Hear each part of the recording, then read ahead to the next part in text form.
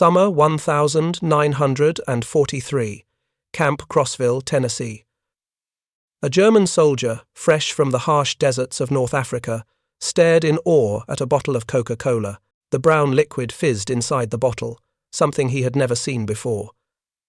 After 2 years of fighting, surviving on dry biscuits and ersatz coffee, this sweet, carbonated drink was a miracle. What seemed like a simple treat, costing just 5 cents, symbolized everything that Nazi propaganda had denied about America.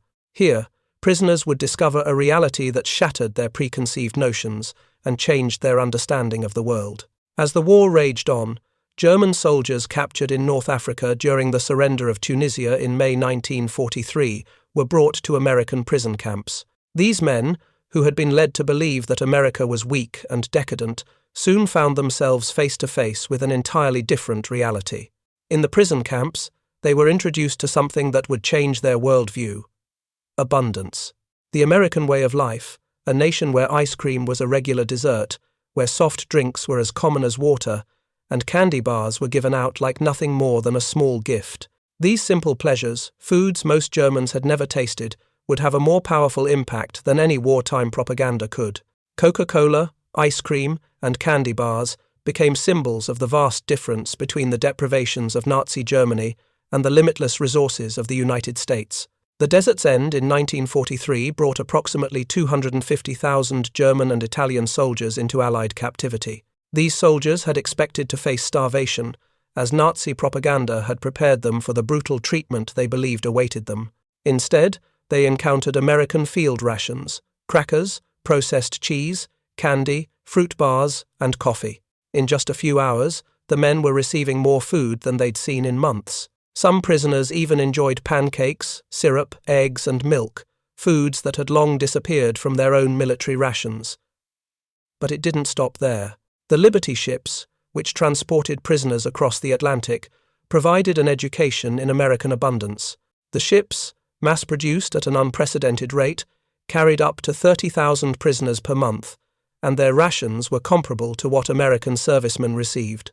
Daily meals included fresh bread, meat, vegetables, and even ice cream. German prisoners, many of whom had not seen ice cream since before the war, were amazed when it was served to them during the voyage. Upon arrival in American ports like Norfolk and Newport News, the prisoners saw an America that Nazi propaganda had labeled impossible. Military procurement records from 1943 showed shelves stocked with candy bars from major manufacturers like Hershey, Mars, and Nestlé available to anyone for just 5 cents, the same price as in the American stores. The prisoners witnessed how ordinary citizens lived, how even small towns had regular deliveries of soft drinks and sweets. As they traveled inland by train, the prisoners were further exposed to America's abundance. Unlike the cramped cattle cars they had traveled in across Europe, the German prisoners were placed in passenger coaches with full meals served on dining cars.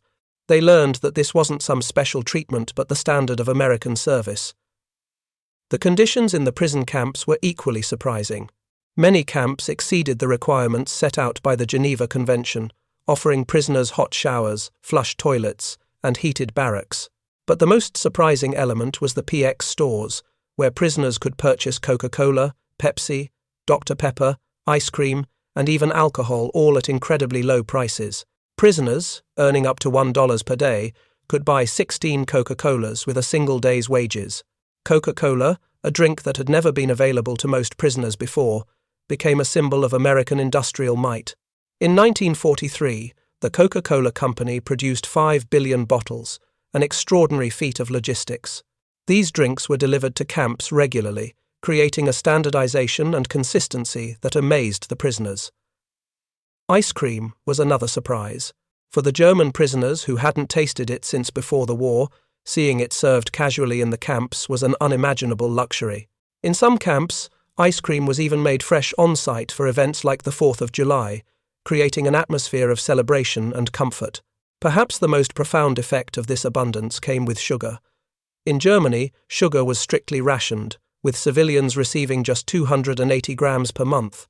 In American camps, sugar sat in large bowls on the mess hall tables, available for unlimited use. Soldiers ate cakes, cookies, and pies regularly, and sweetened their coffee and tea without any hesitation.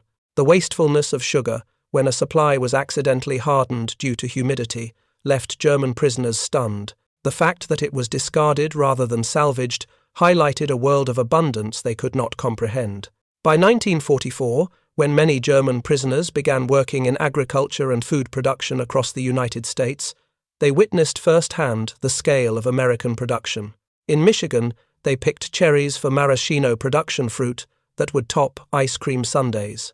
In Colorado and Nebraska, they saw sugar beets being processed in a way that far surpassed German agricultural methods. It was clear to them that American production was so vast it could support luxuries like chocolate, Coca-Cola, and ice cream, even in wartime. By 1945, when the war was nearing its end, the German prisoners were sent back to a defeated and devastated Germany. They returned home heavier, healthier, and with an understanding of the abundance they had witnessed in American prison camps. They brought with them stories of Coca-Cola, ice cream, and a society where scarcity was unknown, while their families faced starvation. The transformation these men underwent wasn't just physical, it was ideological. They had learned that American strength wasn't rooted in military might, but in the power of production, abundance, and generosity.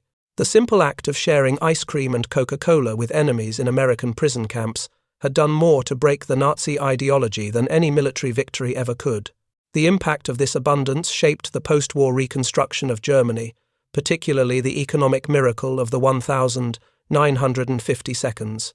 Former prisoners of war, who had witnessed firsthand the power of American industry and democracy, became advocates for a future built on production, not conquest.